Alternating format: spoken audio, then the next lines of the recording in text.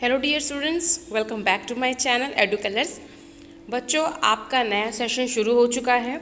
2021-2022 का सेशन आपका शुरू हो चुका है और इस नए सेशन में आपकी वर्कशीट भी आनी शुरू हो गई है। अब आज जो है 5 अप्रैल है और 5 अप्रैल को आपकी एसएसटी की फर्स्ट वर्कशीट जो है वो आई हुई है। सो सारे बच्चे जो नई क्लास में पहुंच चुके हैं उनको बहुत ज़्यादा कंग्रेचुलेशंस।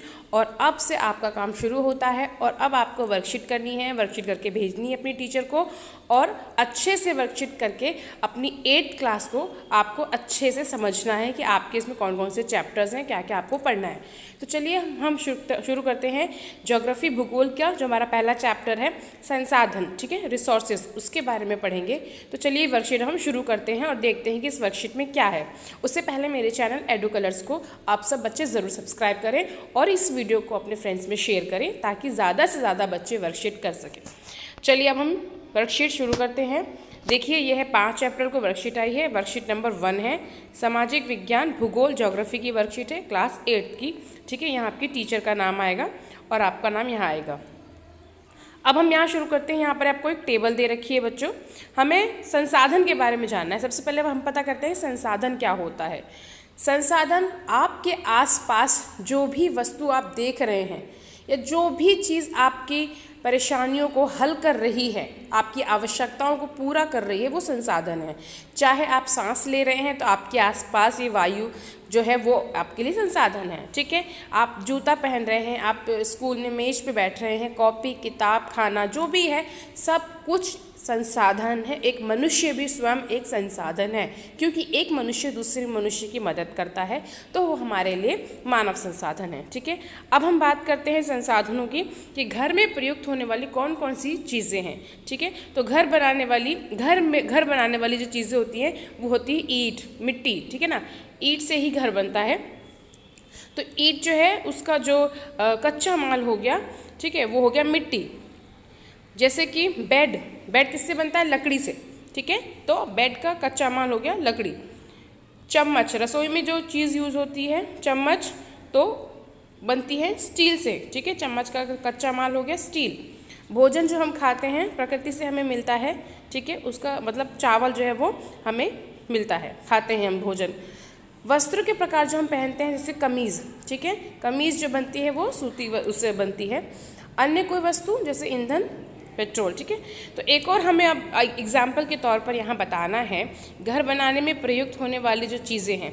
जैसे कि आप दरवाज़ा बना रहे हैं, ठीक है, घर बना रहे हैं तो उसमें आप दरवाज़ा भी लगाएंगे। तो दरवाज़ा किससे बनता है? लकड़ी से, ठीक है। तो पहले आप लिखेंगे दरवाज़ा और लिखेंगे उसका कच्चा माल क्या है? लकड़ी, ठीक है। उसी तरीके से बच्चा घर में प्रयोग होने वाली सामग्री आप कुछ भी लिख सकते हैं कि जो घर में प्रयोग होती हैं।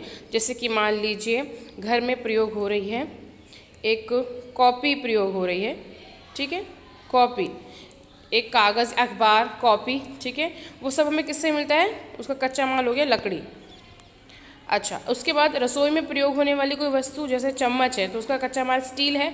उसी तरीके से आप एक प्लेट भी लिख सकते हैं जो रसोई में यूज़ होती है और उसका कच्चा माल हो गया स्टील, ठीक है बच्चों।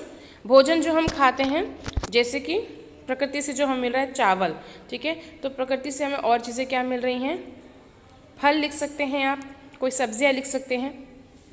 वस्त्रों के प्रकार जो हम पहनते हैं तो आप यहाँ पर डाल सकते हैं ऊनी वस्त्र, ठीक है, किससे मिलता है? भेड़ से मिलता है हमें, ठीक है बच्चों। चलिए अब हम यहाँ पर आगे बढ़ते हैं और अब हम वस्तुओं को देखते हैं जिनका आर्थिक मूल्य है, यानी कि जिन्हें खरीदा जा सकता है, और वो वस्तुएं जिनका आर्थिक मूल्य नहीं है। जैसे कि चावल आप जाएंगे बाज़ार से तो उसका आपको पैसे देने पड़ेंगे, ठीक है ना। अगर आपको मान लीजिए कोई फ़ोन लेना है तो उसको आपको उसके लिए पैसे देने पड़ेंगे, ठीक है, उसका आर्थिक मूल्य है। अब वो वस्तु जिसका आर्थिक मूल्य नहीं है जैसे कि मिट्टी आपको कहीं से मिल जाएगी तो ज़रूरी नहीं है आपको उसके लिए पैसे देने पड़े। कोई लकड़ी भी हो सकती है जो आपको ऐसे ही मिल जाएगी पड़ी हुई, तो ज़रूरी नहीं है कि आप उसके लिए पैसे ही दें, ठीक है, उसका आर्थिक मूल्य हो। तो अगला है, क्या आपको लगता है कि ये दोनों ही महत्वपूर्ण है? तो हाँ, हमें ये लगता है कि ये दोनों ही महत्वपूर्ण है। क्यों? क्योंकि ये मनुष्य की आवश्यकताओं को पूरा करती हैं। दोनों ही चीज़ें जो हैं मनुष्य की आवश्यकताओं को पूरा कर रही हैं, चाहे वो आर्थिक मूल्य वाली हो, चाहे जिनका आर्थिक मूल्य ना हो। ठीक है बच्चों, तो जैसे मैं लिख रही हूँ वैसे आप लिखते जाएं, साथ साथ वीडियो को पॉज करके लिखते जाएं। मैं हिंदी में लिख रही हूँ, साफ साफ हिंदी में, आप इसको यहाँ से उतार लीजिए क्योंकि उसके बाद फिर हमें आगे बढ़ना है। अच्छा, अब है समय और तकनीक। समय मीन्स टाइम, तकनीक मीन्स टेक्नोलॉजी। ठीक है, तो समय और तकनीक दो महत्वपूर्ण ऐसे घटक हैं जो किसी वस्तु को संसाधन के रूप में बदलते हैं। ठीक है, मान लीजिए पहले जो है टीवी आप देखते थे, बहुत छोटे थे तो ब्लैक एंड वाइट टीवी देखते थे। समय के साथ चीज़ें बदली, नई नई टेक्नोलॉजी आई। ठीक है, समय और टेक्नोलॉजी की वजह से आप आज रंगीन टीवी देखते हैं और छोटी सी सिमटी हुई आप जगह में आप बड़ी सी एलईडी को देख सकते हैं। पहले टेलीविज़न कितने बड़े बड़े होते थे, उसके लिए स्पेस चाहिए होता था। अब क्या है, आप दीवार पे एक बड़ी सी जो एलईडी है लगा सकते हैं, वो ज़्यादा स्पेस भी नहीं लेती है। और समय के साथ, टेक्नोलॉजी के साथ चीज़ें बदल रही हैं, इम्प्रूव हो रही हैं।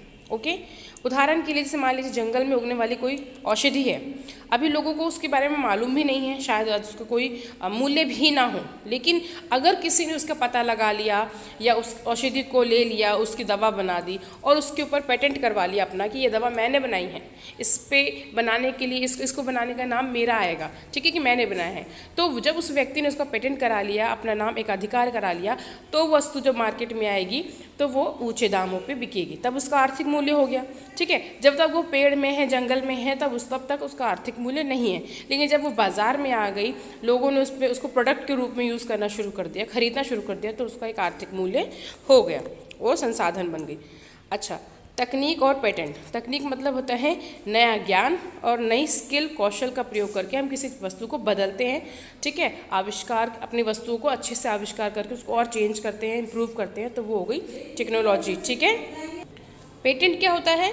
पेटेंट होता है कि मान लीजिए किसी ने उस औषधि को जंगल से लिया, उसमें अपना ज्ञान, अपना कौशल मिलाया और उसके बाद उसने उसको एज अ क्रीम बना दिया, मान लीजिए, ठीक है ना, क्रीम बना दिया, उस क्रीम को बाज़ार में उतारा और अपने नाम से उतारा। ठीक है, उसका एक अधिकार हो गया, उसने पेटेंट करा लिया उस चीज़ को, और जब वो मार्केट में चीज़ आई तो लोगों ने उसको उसके नाम से खरीदा। ठीक है, तो इस तरीके से एकाधिकार कर देना किसी चीज़ पे पेटेंट कहलाता है। अब है अपने परिवारजनों से उन संसाधनों के बारे में जानने की कोशिश कीजिए एवं उनकी सूची बनाइए जिनका उपयोग आज आप कर रहे हैं जो पहले नहीं थी। ठीक है, जैसे मान लीजिए पहले क्या नहीं था, पहले एलईडी नहीं थी, पहले स्मार्टफोन नहीं थे। ठीक है, तो आप स्मार्टफोन लिख सकते हैं, स्मार्टफोन हिंदी में लिखेंगे स्मार्टफोन, क्योंकि स्मार्टफोन जो हैं वो पहले नहीं थे। ठीक है, इसके अलावा आप और क्या चीज़ें लिख सकते हैं, आप एलईडी टीवी लिख सकते हैं जो कि पहले नहीं थे लेकिन अब इनका उपयोग होता है। ठीक है, तो ऐसे ही आप 2-4 और चीज़ें ऐड कर सकते हैं अपनी तरफ से। ओके बच्चों, चलिए अब हम चलते हैं हमारे क्वेश्चन की तरफ। सो हमारा पहला क्वेश्चन है, किसी वस्तु के संसाधन के रूप में परिवर्तित होने के लिए किन विशेषताओं का होना आवश्यक है? तो पहला पॉइंट आप लिखेंगे कि वो मनुष्य की आवश्यकताओं को पहली बात तो पूरा करे। ठीक है, अगर आप संसाधन बोल रहे हैं, उसकी विशेषता क्या है कि अगर वो मनुष्य की आवश्यकताओं को पूरा कर रही है और उसके जो नीड्स है उसको पूरा कर रही, ज़रूरतों को पूरा कर रही, तो वो संसाधन है। ठीक है, और मनुष्य भी होना चाहिए उन संसाधनों का प्रयोग करने के लिए। तो आपका दूसरा पॉइंट हो गया कि मनुष्य द्वारा उसका अच्छे से इस्तेमाल किया जा सके। अब अगला क्वेश्चन है, कोई वस्तु किन घटकों के कारण संसाधन के रूप में परिवर्तित होती है, अपने आसपास से उदाहरण दीजिए। तो यहाँ पर आप आएंगे, ठीक है, इस वाले पॉइंट को आप देखेंगे, ये वाले पैराग्राफ को। तो इसका आंसर है, समय और तकनीक दो महत्वपूर्ण घटक है जो किसी वस्तु को संसाधन के रूप में परिवर्तित कर सकते हैं। उदाहरण के लिए, जब जंगल में उगने वाली किसी औषधि जो होती है वो अभी लोगों को मालूम नहीं है, लेकिन शायद आज उसका कोई वाणिज्यिक मूल्य ना हो, परंतु समय और तकनीक की मदद से जब कोई दवाई बनाने वाली उससे दवा बना लेता है तो उस पर पेटेंट करवा लेती है, तो वो संसाधन बन जाती है। ठीक है, तो बच्चों आप क्या करेंगे, आप इसका उत्तर लिखेंगे, समय और तकनीक दो महत्वपूर्ण घटक है जो किसी वस्तु को संसाधन के रूप में परिवर्तित कर देते हैं, यहाँ तक लिखेंगे। और उदाहरण के लिए आप स्मार्टफोन का उदाहरण दे सकते हैं, एलईडी टीवी है, कंप्यूटर है, लैपटॉप है, जो नए नए तरीके से इन्वेंट हो चुके हैं, जो पहले नहीं थे लेकिन अब उसका उपयोग किया जा रहा है। तो आप इस तरह से उदाहरण दे सकते हैं।